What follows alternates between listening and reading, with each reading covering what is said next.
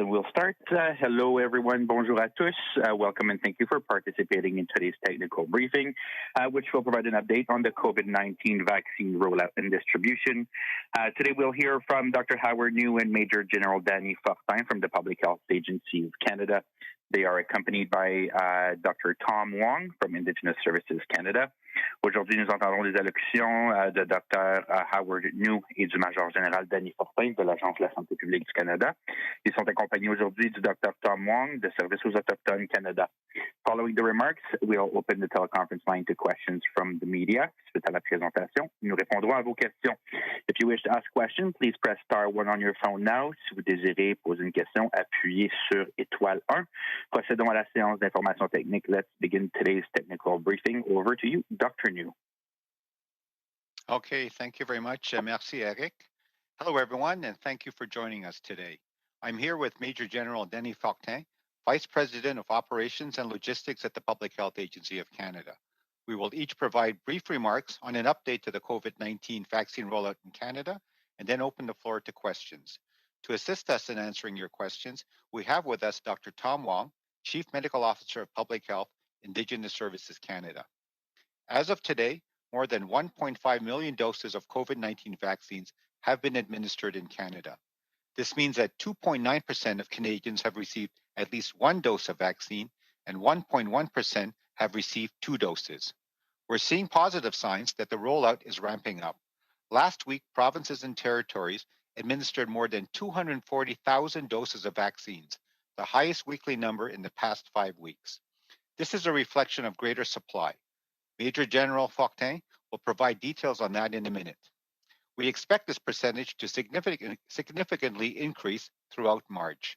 Additionally, more than 14% of seniors 80 years of age or more have received at least one dose, and 5.5% have received a second dose, a promising sign that those most vulnerable to COVID-19 are being protected against infection. Whilst these numbers speak to our progress in vaccinating Canadians, scientists, researchers, health and other experts are actively gathering, virtually, sharing, and discussing what they're observing in those being vaccinated. Already, we are seeing evidence that the COVID-19 vaccines approved for use in Canada are highly effective at preventing illness. Every day, we obtain more evidence that will help us strengthen our ability to fight COVID-19. For now, however, COVID-19 remains a serious threat. The new COVID-19 variants are unpredictable and can spread at a worrying pace. I realize I'm saying this as provinces and territories are reopening, and that is my point. Just because we are now allowed to resume activities like going to the gym or a pub doesn't necessarily mean we should. Determine what you need to do and assess your risks. To minimize risks, Canadians, even those who have received 2 vaccine doses, should follow their local public health measures, especially wearing a face mask and avoiding the 3 C's: closed spaces with poor ventilation, crowded places with many people nearby, and close contact where you can't stay 2 meters apart from others. By doing this, you will help slow the spread of COVID-19 and variants in your communities. Thank you. Bonjour à toutes et à tous et merci d'être ici aujourd'hui. Je suis accompagné du Major-Général Dany Fortin, vice-président de la logistique et des opérations à l'Agence de la santé publique du Canada. Nous vous présenterons chacun certaines informations portant sur la mise à jour du déploiement des vaccins contre la COVID-19 au Canada, puis nous passerons aux questions. Pour nous aider à répondre à vos questions, le Dr. Tom Wong, médecin hygiéniste en chef de la santé publique, Services aux Autochtones Canada, est ici présent. À ce jour, plus de 1,5 million de doses de vaccins contre la COVID-19 ont été administrées au Canada. En d'autres termes, 2,9% des Canadiens ont reçu au moins une dose de vaccin et 1,1% en ont reçu 2. Tout indique que le déploiement s'accélère. La semaine dernière, les provinces et territoires ont administré plus de 240 000 doses de vaccins, soit le nombre hebdomadaire le plus élevé des 5 dernières semaines. Cette augmentation est attribuable au nombre accru de livraisons. Le Major-Général Fortin nous donnera des précisions à ce sujet dans quelques instants. Ce pourcentage devrait augmenter considérablement tout au long du mois de mars. Par ailleurs, plus de 14 des personnes âgées de 80 ans ou plus ont reçu au moins une dose et 5,5 ont reçu une deuxième dose. Un signe prometteur que les personnes les plus vulnérables à la COVID-19 sont protégées contre l'infection. Si ces chiffres témoignent de nos progrès en matière de vaccination au pays, les scientifiques, les chercheurs, les experts de la santé et les autres spécialistes s'emploient activement à consigner ce qu'ils observent chez les personnes vaccinées, à échanger leurs données et à en discuter virtuellement. Déjà, nous constatons que les vaccins approuvés au Canada sont très efficaces pour prévenir la maladie. Chaque jour, les nouvelles données scientifiques s'accumulent, ce qui nous permet de renforcer notre capacité à lutter contre la COVID-19. Cependant, pour l'instant, cette maladie pose toujours une grave menace. Les nouveaux variants sont imprévisibles et peuvent se propager à un rythme inquiétant. Je me rends compte que je dis cela au moment où les provinces et les territoires relâchent certaines restrictions, et voilà où je veux en venir. Ce n'est pas parce que nous est permis de reprendre nos activités, comme aller au gym ou dans un bar, que nous devons forcément le faire. Chacun doit juger de ce dont il y a besoin et en évaluer les risques. Pour réduire ces derniers au maximum, les Canadiens, même ceux qui ont reçu 2 doses de vaccin, doivent suivre les mesures de santé publique locales, surtout porter un masque et éviter les 3 situations suivantes. Les becs, les lieux bondés où il est difficile de garder ses distances, les contacts étroits, là où il est impossible de conserver une distance de 2 mètres, et les espaces clos, ayant une mauvaise ventilation. Ce faisant, vous contribuez à ralentir la propagation du coronavirus et de ses variants dans vos communautés. Merci. Maintenant, je cède la parole à Major-General Fortin. Bonjour à tous. Good afternoon, everyone. To date, we have distributed nearly 2.5 million doses of both Pfizer, BioNTech, and Moderna vaccines to provinces and territories. This week alone, Canada saw its largest amount so far, with 643,000 doses distributed across the country. Starting next week, we anticipate having 444,000 doses weekly in March. By the end of this quarter, we will have distributed 4 million doses of Pfizer BioNTech. This is all good news for Canadians. Who are hoping to get vaccinated. And we're pleased to say that we have now visibility on expected shipments of Pfizer BioNTech into the first weeks of April. Based on discussions with the manufacturer, we anticipate to receive approximately 769,000 doses of vaccines a week for the first 2 weeks in April. In total, we're expecting to receive over 10 million doses between April and June from Pfizer BioNTech. Now, Moderna has confirmed that 466,000 doses will be delivered to Canada in the week of March 8th, and another shipment in the week of March 22nd. That will bring 846 additional Moderna doses to the country for a total expected of 1.3 million. So with these 2 shipments in March, Moderna will round out their first quarter commitment of 2 million doses.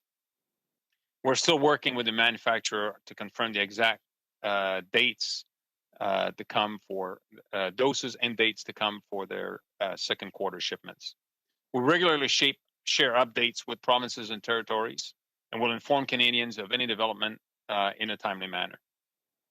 Now, as we head into spring, we are collectively gearing up for what we call the ramp-up phase. We have been closely planning with provinces and territories to be able to provide support to their immunization strategies and align the logistical service provider with the distribution needs. These continued planning efforts will culminate on March 9th, when we will conduct a rehearsal of concept. We expect to see more than 100 participants from federal, provincial, territorial governments, Indigenous partners, and key stakeholders to validate the planning that has taken place to date. So we're all ready and prepared for the increased increasing shipment size of authorized COVID-19 vaccines starting in April. In conclusion, over the past months, our collective efforts have set the appropriate conditions for an effective scale-up as production lines start ramping up. Moving ahead, our planning is focused on increasing shipments from Pfizer, BioNTech, and Moderna beyond April, between April and June. Alors, bonjour à tous. En français maintenant, à ce jour, nous avons distribué près de 2,5 millions de doses des vaccins de Pfizer, BioNTech et Moderna aux provinces et aux territoires. Cette semaine, le Canada a reçu sa plus grande quantité de vaccins à date avec 643 000 doses combinées des deux vaccins. À partir de la semaine prochaine, nous prévoyons recevoir 444 000 doses par semaine jusqu'à la fin mars. À la fin du premier trimestre, nous aurons donc distribué 4 millions de doses de Pfizer-BioNTech comme prévu. Ce sont toutes de très bonnes nouvelles pour les Canadiens. Les Canadiens qui espèrent se faire vacciner. Et nous sommes heureux de dire que nous avons également une visibilité sur les livraisons de Pfizer-BioNTech pour ce qui est de début avril. D'après les discussions avec le fabricant, nous prévoyons recevoir environ 769 000 doses par semaine pendant les 2 premières semaines d'avril. Au total, nous prévoyons recevoir plus de 10 millions de doses de Pfizer-BioNTech entre avril et juin. Moderna a confirmé que 466 000 doses seront livrées au Canada au cours de la semaine du 8 mars et qu'un autre envoi dans la semaine du 22 mars apportera 846 000 doses supplémentaires au pays.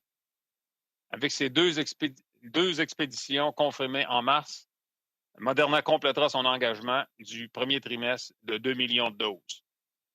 Alors, nous travaillons toujours avec le fabricant pour confirmer les doses exactes et les dates à venir pour les expéditions du deuxième trimestre. Nous partageons régulièrement des mises à jour avec les provinces et les territoires et informerons les Canadiens de tout développement en temps important. Alors que nous nous dirigeons vers le printemps, nous préparons collectivement à ce que nous appelons la prochaine phase de la distribution. Nous planifions étroitement avec les provinces et les territoires pour être en mesure de soutenir les stratégies d'immunisation et d'aligner le fournisseur de services logistiques sur les besoins de distribution. Ces efforts de planification continue culmineront le 9 mars avec une répétition de concepts, une pratique. Plus de 100 participants des gouvernements fédéraux, provinciaux, territoriaux et des partenaires autochtones, ainsi que d'autres partenaires sont attendus pour valider la planification qui a eu lieu, ainsi assurer que nous sommes tous prêts pour l'augmentation importante des expéditions dès avril. En conclusion, au cours des derniers mois, nos efforts collectifs avec les provinces et les territoires ont mis en place les conditions nécessaires pour la phase d'accélération, alors que les manufacturiers augmenteront leur production et la taille de leurs envois de vaccins au Canada. À partir de maintenant, notre planification est axée sur l'augmentation des expéditions attendues de Pfizer-BioNTech et de Moderna entre avril et juin. Merci beaucoup. Thank you.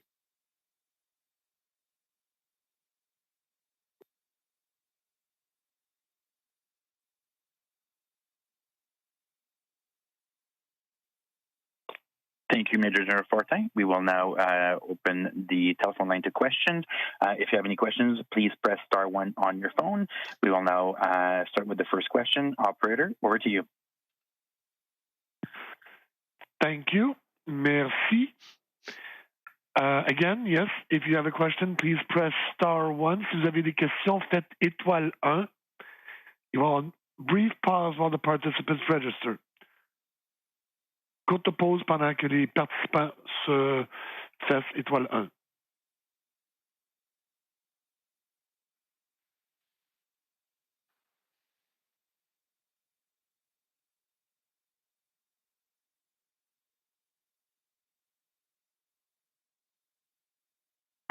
La première question est de Catherine Lévesque, La Presse canadienne. À vous la parole. Ah oui, bonjour. Bonjour à vous tous. Major-Général Fortin, sur les chiffres de Moderna, je me demandais à quel moment est-ce que la compagnie vous a confirmé dans le fond, les chiffres des livraisons pour le mois de mars. Et je me demandais, est-ce qu'il faut en comprendre que dorénavant, les livraisons pour Moderna, ce sera aux 2 semaines? Alors, nous sommes en discussion constante avec le manufacturier. Hier, le manufacturier nous a confirmé ce qu'on s'attendait à voir, comme je viens d'annoncer, sur 2 envois en mars. Alors, le manufacturier est maintenant en mesure de procéder à des livraisons à toutes les 2 semaines. C'est ce qu'on nous a indiqué. C'est démontré avec les livraisons prévues en mars. Et puis, il reste à confirmer au cours des prochaines semaines ce qu'on peut s'attendre de voir en avril. Les indications sont que ça va continuer d'augmenter en quantité. Merci. Question suivie, Catherine? Oui, et puis sur un tout autre sujet, mais je m'en voudrais de ne pas vous faire réagir, M. Fortin, sur cette annonce-là entourant le chef d'état-major, Art McDonald. Je me demandais si vous aviez une réaction face à l'enquête à son sujet. Puis est-ce que vous considérez qu'il y a une culture, disons, toxique au sein des forces armées, là, comme on a pu voir pour M. Vance et M. McDonald? Ben, je suis au courant que l'amiral Art McDonald s'est volontairement retiré ce matin. Et puis, je n'ai pas d'autres commentaires à faire pour le moment, alors que l'enquête va prendre son cours. Merci beaucoup. Prochaine question, opérateur. Thank you. Merci. Next question, Ryan Tumulty, National Post. Line open. Yeah, good morning. This question's for Dr. Njoo. I'm working on a story about the government's modeling efforts when it comes to the pandemic. I noticed every time you've done the modeling, you've included a range, which has almost always been accurate and has held up. You've also included the sort of worst case, best case scenarios with the blue line and gray line and the orange line. I'm wondering if that part of the modeling is meant to act as a warning, because I know it always includes provisos that, if we lower restrictions or gather more, is that what you're trying to do with that modeling? Well, thank you very much for the question. I'm not sure if it's so much as a warning as to just basically further reinforce the point to Canadians that our actions matter. What you do today certainly will have consequences down the road, and depending on the degree of how much Canadians either continue to follow public health measures or not, that will determine what might be the situation, several weeks down the line. The other point I would make now is that the modeling, I think, is quite complex. When Dr. Tam and I present, we certainly want to present it in a format that makes sense and Canadians can understand it. But I would say now that we're getting to, I think, a very good but interesting time, in which, in my view, there are sort of like 3 sort of factors that we need to take into account. The issue of public health measures, how well Canadians are continuing to follow the public health measures, what happens in the different provinces with respect to either lifting or putting more restrictive public health measures. That all helps determine sort of the degree and number of contacts between people. The other part also that we're starting to take a look at, but certainly haven't put it into place now, up to now, because it's really been a sort of a small percentage of Canadians who've been vaccinated. Is that to date it hasn't been part of our modeling, but moving forward, we're going to take obviously a deeper dive into that, because as the vaccine rollout ramps up and we get more and more Canadians vaccinated, that'll be also another factor to consider. And then, of course, the third one, which interacts with the other two, is the emergence of variants. And we all know that we're all within the public health community quite concerned about the emergence of variants. So that's another factor to take into account. So as the modeling proceeds in the coming weeks and months, those are at least 3 major things that we'll be looking at. Thanks. Thank you. Follow up? Yeah, Dr. You mentioned the variants just there. I noticed in the most recent modeling, you had scenarios that sort of factored them in and scenarios that didn't. Do they make predicting where the pandemic is headed that much more difficult? I wouldn't say that makes it more difficult, but it is, I think, more challenging to predict, because at the end of the day, it all depends also on sort of human behavior, the number of interactions, and whether there's a sustained community transmission of the variants. certainly we've seen in jurisdictions such as Newfoundland, Labrador, that when you have an outbreak and suddenly the number of cases increases exponentially, which was also the case in other countries like in the UK, that's a first indication that you're probably dealing with a variant. And I think it was really, in a sense, after the fact that when we did the genetic sequencing, that it was determined to be the variant, I think in this case, B117, which I think the authorities there, as well as ourselves here at the Public Health Agency of Canada, sort of were guessing would probably be the case. And I think it just shows that we can't let our guard down. Newfoundland Labrador had it well controlled, I think, in terms of overall for COVID-19 up to a certain point. And then it shows that the introduction of just one or a few cases of the variant can certainly lead to exponential growth.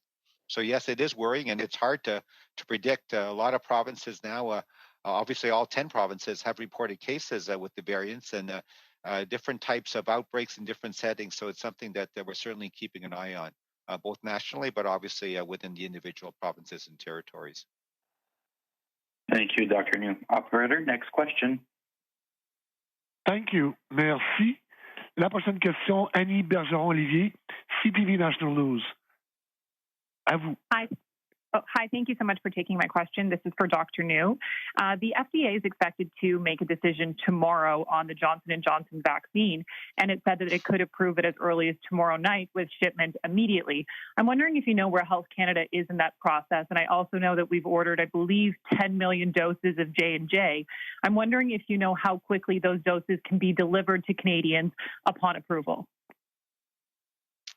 Thank you very much. It's a two-part question. I have no line of sight in terms of quote delivery dates, and maybe Major-General Fortin may have some more intel on that.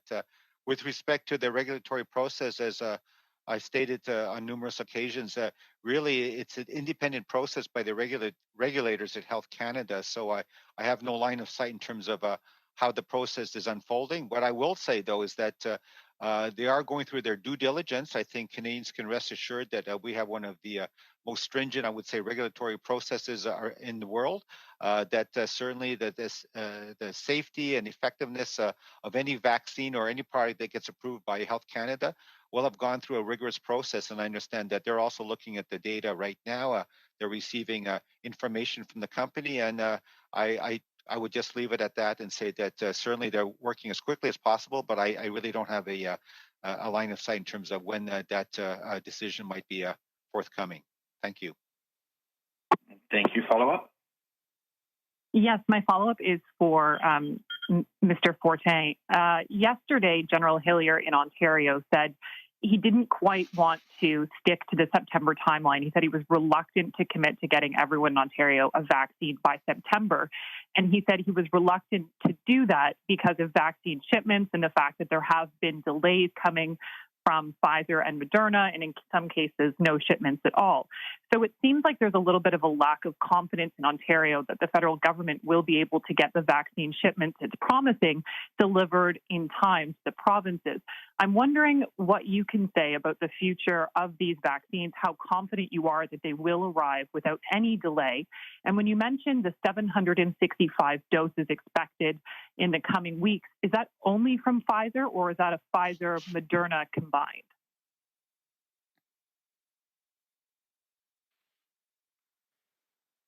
So I think it's fair to say that provinces have reasons to be hesitant about the way forward, because we have seen over the last several weeks scarcity of vaccines and delay in shipments. But we're coming out of this and coming out strong. And as I indicated, just well over 2 million of Pfizer coming at us in the next month. So we'll round out the 4 million of Pfizer. We'll round out the 2 million of Moderna. Those numbers on Moderna were unknown until midday yesterday. So I can understand why those numbers, in addition to the 769,000 a week for Pfizer for the first 2 weeks of April, is good news, welcome news for provinces and territories, and that would build confidence at all levels. So I am confident with the information and the trends that we see, with the dialogue that we have with the manufacturers, that we are on track to have a significant increase into the spring and again into the summer. And the projections that we have see 88 million vaccines of both approved products in country by September. Thank you. Operator, next question. Thank you. Merci. Next question, Marika Walsh, The Globe and Mail. Line open. Hi there. Thanks for taking our questions. Major General, I'm not sure if I misheard you, but the Prime Minister, I believe last week or the week before, announced that we were getting 10.8 million shots from Pfizer between April and May. Can you just between April and June. Can you just clarify if that's the number you're working with? I thought I just heard you say 10 million. Yeah, apologies for the confusion. It's 10.8 million. That's the number that we're working with for April to June inclusive. And can you give any more specifics on how the federal government is helping provinces roll out the vaccine, or whether it is, the Prime Minister said yesterday that the federal government is, but as we saw yesterday from Ontario, they seem to not have everything ready right now, and their timeline for vaccinating people is slower than others. So what specifically is the federal government doing to help provinces get ready? Well, I think provinces are at different levels of readiness in their plans. Our job here at the agency is to set the favorable conditions for for provinces and territories to optimize their plans. And we're very much focusing on supporting provinces and their plans moving forward into the spring. While we work on establishing a distribution network that's pretty solid now. We have all the mechanisms in place for ordering and distributing. Provinces are now in a position to fully deploy their immunization plans. The best way we can support them is to give them predictability on number of vaccines they expect to see and when. I think all provinces, not speaking on behalf of provinces, but I think they would all agree that they are ready. They have different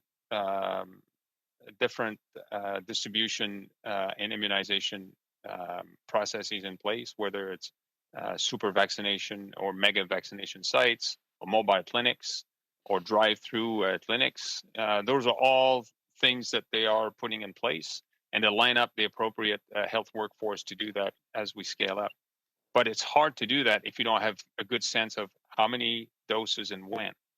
And we're providing that now as we receive it. So we have weeks of visibility. We have visibility weeks ahead in Pfizer. We have through the end of March for Moderna, as I said, on a 2-week cycle for Moderna. So as we get visibility into the coming months, that will help them tremendously.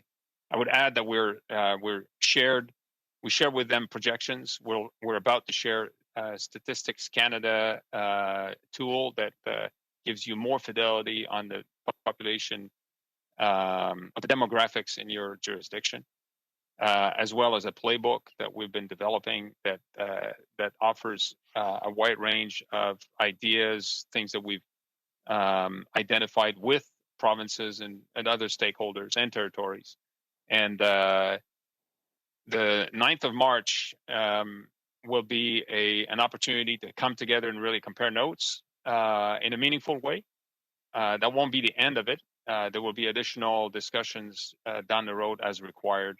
And as we get more vaccines approved and available, they will also be part of the planning. But there already have scenarios where those vaccines could be distributed to those jurisdictions and what that means to them in their plans. Thank you very much. Operator, next question. Thank you. Merci. Next question, Tom Parry, CBC News. Line open. Oh, hi. Thanks for taking my question. My first question is for Major General Fortin.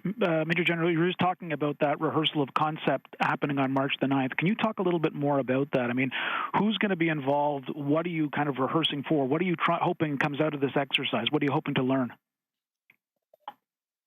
Well, it's an opportunity to have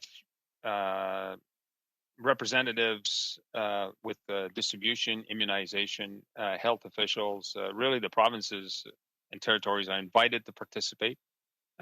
So based on historic data, and the last time we did this in December, we can expect well over 100 people connecting virtually to this opportunity to discuss.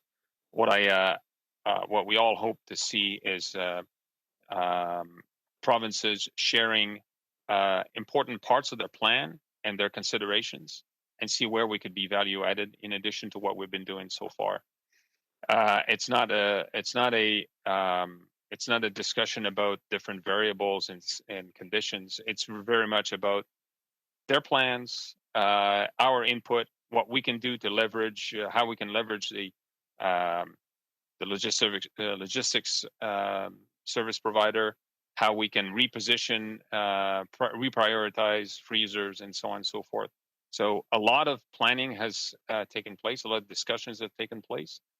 And coming out of this, a measure of success for me would be a good sharing of best practices and ideas between provinces, and have an opportunity to hear from provinces and shine a light on some areas that require additional work over the following days and weeks. And my second question is for Dr. Njoo. Dr. Njoo, I mean, everyone's asking about, when life is going to be getting back to normal. I'd just like to know what your advice is for people who are now getting their first shots, maybe even their second shots. How soon is it going to be before these people are going to be able to get their lives back to normal? What's your opinion on that? Well, as I mentioned in my opening remarks, there's a lot of things that we still don't know about the vaccines. Certainly, the early evidence is very good in terms of a level of protection, especially against severe disease. I think people around the world, the researchers, the experts, are looking at the evidence in terms of how well do the vaccines protect against asymptomatic infection as well as transmission. I think the evidence is coming in. Some is promising, some also gives us, I guess, pause to say that even if you are vaccinated, you may have a certain level of protection for yourself in terms of not getting severe disease. But I think people should understand that in terms of whether you could still transmit to others, that's still a bit of an open question. And so I think bottom line is that I think in many ways, life won't get back to normal the way we understood it. Even for those people who have received the 2 doses of vaccine. I think it's probably straightforward and simple to say, yes, let's continue practicing the good public health measures. I think a lot of the personal behaviors have become second nature for many people in terms of using the masks, keeping your distance from others, and sort of minimizing your encounters with other people. So I would say that that's something we need to keep in mind. As more and more Canadians become vaccinated, I think we'll look at the data and see what the incidence rate is, how I guess hospitalizations and the mortality rate hopefully are also trending in the right direction. But as I also mentioned before, it's not just a matter of what happens here, even locally or in a province or territory, or even Canada as a whole. Like the whole world is dealing with a global pandemic, and so when people are talking about returning a life to normal, I think a large part of that, and I think it's obviously important for many people.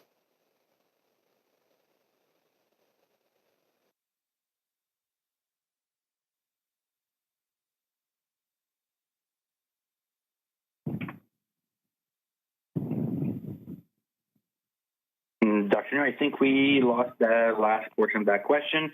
Maybe we can move over to the next question. Operator.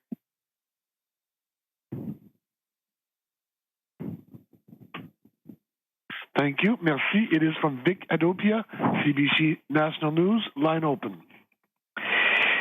Good morning. My question is about variants of concern. Two independent teams in the U.S. have identified the B.1.526 variant of concern. It shares the same mutation with the two variants first identified in Brazil and South Africa, suggests older patients are more susceptible and will have a more severe outcome. So my question is for Dr. Njoo, what efforts are underway to identify emerging new variants of concern and identifying them and where they originate?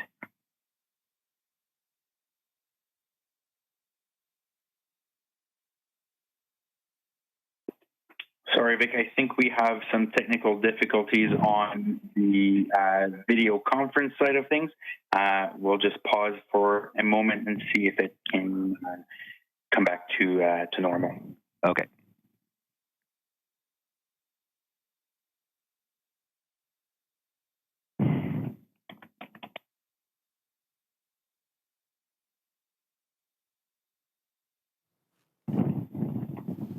Dr Njoo, est-ce que vous êtes toujours connecté?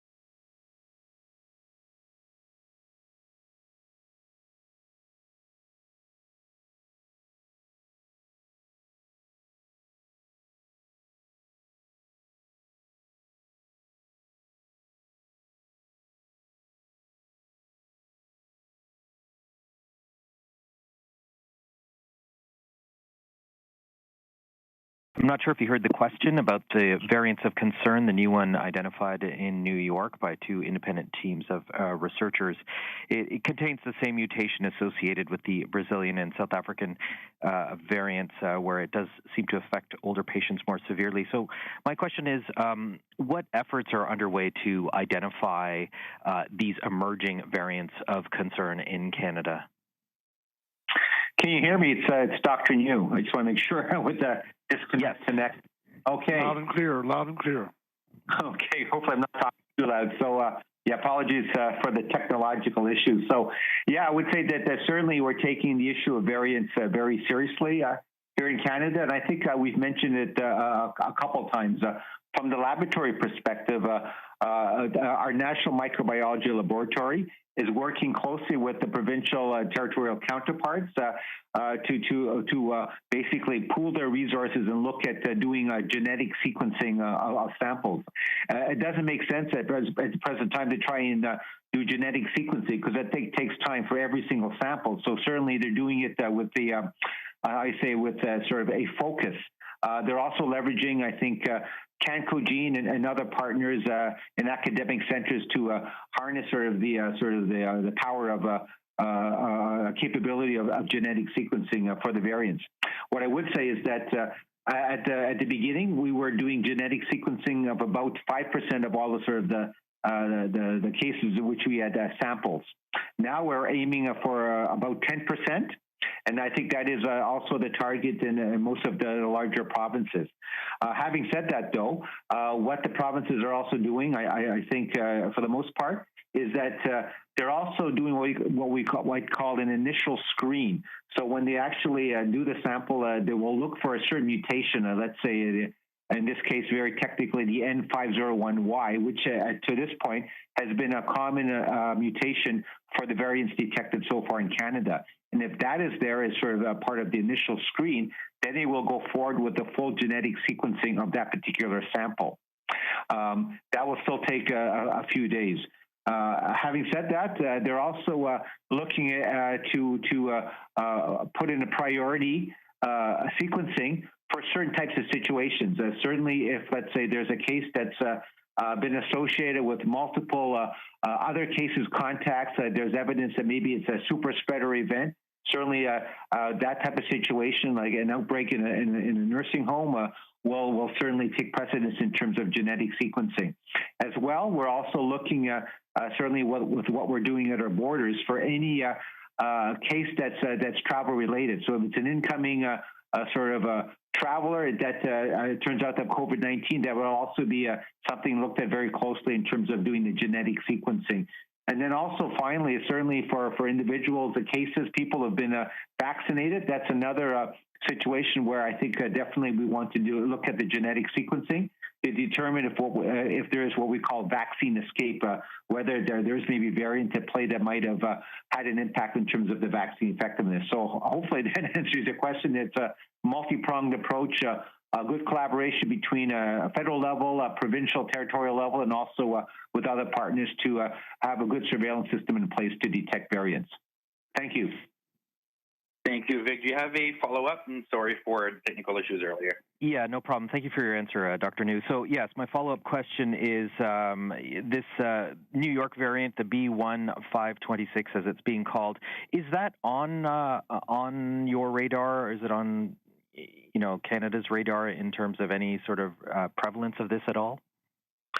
Well, it is on our radar because certainly we always have very good connections, both, obviously within Canada, as I just mentioned, but also with other authorities around the world, in this case, obviously with our American counterparts. So certainly it's quite, as they say, on the radar to date. As far as I know, we haven't detected that specific variant, but certainly as part of the ongoing surveillance and sort of laboratory work that's going on, that's certainly, as they say, on the radar. So our colleagues at the National Microbiology Laboratory, along with their counterparts, they're always on the lookout for, as they say, variants. The one thing I would also say is that I think has been mentioned before, the actual fact that the virus continues to mutate and so on is natural. That's just the way the virus adapts, as it tries to be able to sort of continue to propagate from human to human. Where it becomes important from our perspective is whether the mutation or the combination mutation is enough in terms of causing a certain variant that has either both clinical significance or public health significance, and really it's sort of in three sort of main categories.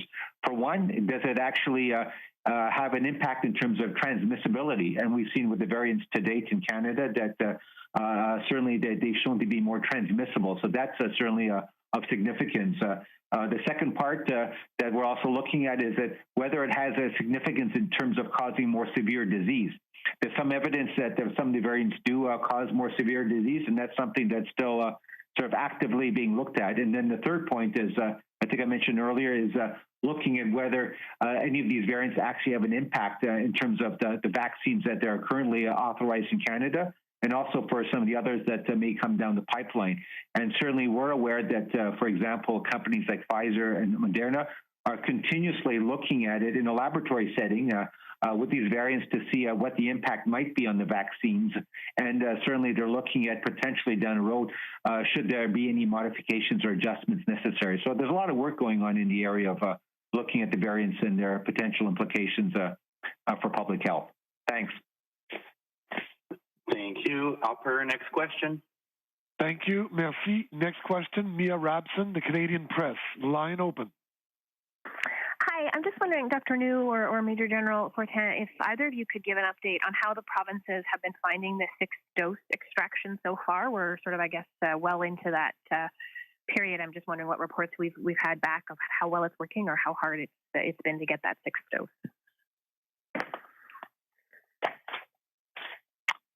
Danny, do you want to go first? Yeah, for sure. So the sixth dose is relatively new to provinces. We are monitoring the reporting of the provinces through the National Operations Center here on their ability to consistently draw that sixth dose. We are putting in place a process by which they will report that up and ensure that we have visibility on the success rate. We're also continue to push the appropriate low-dead volume syringe and ancillary equipment that's required, and we'll monitor that very closely.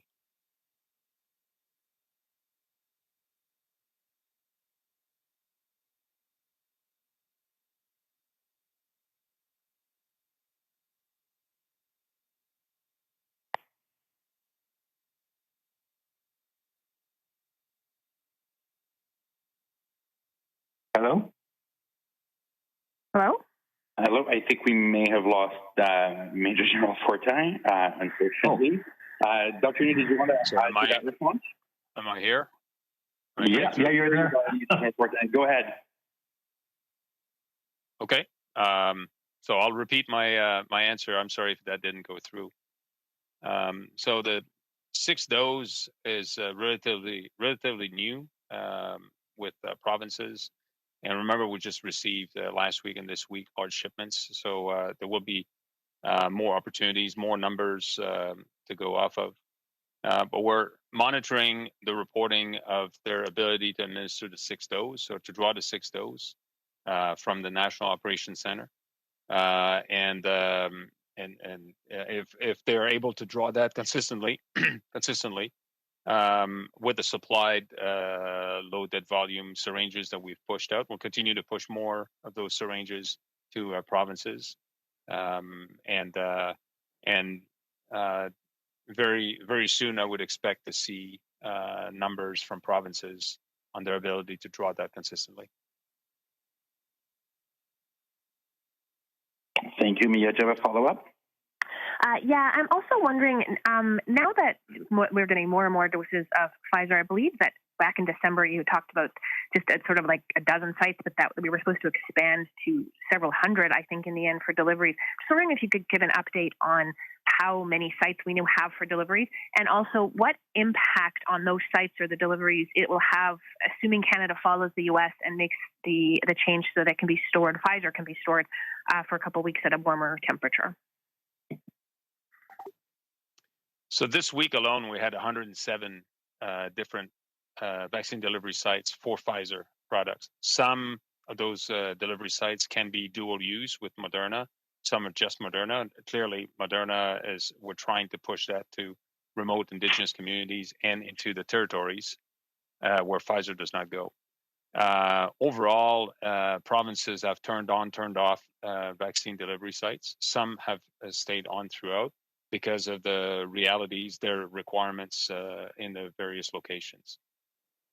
Moving forward, if and when Pfizer submits this request or this application to Health Canada, and then if approved, this change means that there will be more storage options throughout the country, where we can have a mix of vaccines stored at minus 60 to 80. And then or sent with thermal shippers to locations where they can be stored at in normal pharmaceutical freezers at minus 20, and then pharmaceutical fridges between 2 to 8 degrees for a period of 5 days. So all of that will give us more options, and provinces increase flexibility to vaccinate at scale. Thank you, Major General Fortin. We have time for one more question. Operator, last question, please. Yes, certainly. Thank you. Merci. It is from Declan DeBarb, Global News, Ottawa. Line open. Hi, thank you, both of you, for taking my question. This first one is for either of you. So as we're seeing countries approve vaccines like the AstraZeneca and the Johnson & Johnson shot, what's your message to Canadians who are worried we're falling behind and watching these other approvals from around the world, and how can additional vaccine approvals affect and accelerate reopening plans? Okay, if it's Dr. Njoo, maybe I'll start. Certainly, from what Major General Fortin has said, and then certainly I'll let him sort of elaborate further as he would like to, is that based on the 2 approved vaccines that we have and the anticipated, delivery and shipments, we'll have more than enough vaccines between sort of the 2 of them to be able to offer all Canadians who want to be vaccinated and who are eligible to receive a vaccine, by September, as we've indicated numerous times. What I would say then is that as additional vaccines are potentially approved in Canada, that can only sort of add to the confidence Canadians have, because we would have then, as I think I've said previously, a larger suite of vaccines to be able to offer Canadians. I think our National Advisory Committee Immunization is doing a lot of good work right now in anticipation of other vaccines becoming potentially approved, looking at the sort of the profile, looking at the evidence and the experience and the information we have, even with respect to the experience of those other vaccines as they're being used in other countries around the world. And that will help inform us in terms of how we may be using it here in Canada as well. Obviously, our regulators are receiving rolling submissions for some of the companies, obviously AstraZeneca and so on, that have actually already submitted to Health Canada. And as those vaccines get approved and we have our advanced purchase agreements, I think it would only add to sort of the quantity and also the sort of the more, I think, earlier shipment of more vaccines in Canada, and certainly the provinces and territories, I think, are also planning to then see how the various vaccines fit in terms of their overall approach to vaccinating Canadians. So I think I'll leave it at that and then pass it over to Major General Fortin for any additional comments. Thanks. Yes, thank you, Dr. Njoo. I would simply add, this next month alone, we will receive over 3 million doses of the 6 million doses of both approved vaccines. And in terms of those 2 approved vaccines alone, 23 million in the in the April to June timeframe. So as additional vaccines come online, they will be added to that mix, and I'll give more opportunity, more options, more flexibility to provinces. I think that clearly the more vaccines come online, and as the supply increases, the throughput increases with provinces able to vaccinate at scale, the demand will also increase, and this equation will see a whole lot of Canadians vaccinate rapidly. And in line with the NACI recommendation, the proper groups will be vaccinated in priority, as Dr. Njoo indicated. But I see with those numbers alone, a large number of Canadians vaccinated by summer, with more vaccines coming in the order of 50 million in the June to September timeframe. So plenty of vaccines to vaccinate Canadians by September. Thank you, Major General Fortin. Follow-up? Yeah, this one is specifically for Dr. Njoo. So this is about visiting elderly parents and grandparents. So a lot of people are wondering, after vaccines start to roll out to the more people who are higher at risk, will it be safe for an individual who is not vaccinated, for example, to visit an elderly parent or grandparent? What message do you have for people in this situation? How might we see larger policy shifts on this? I think it's still early days. Obviously, as we said previously, we're looking at the experience of vaccination efforts around the world and looking at vaccine effectiveness. The early indications, certainly in terms of what's happened in our long-term care facilities, there's been good results in terms of the level of protection after one dose.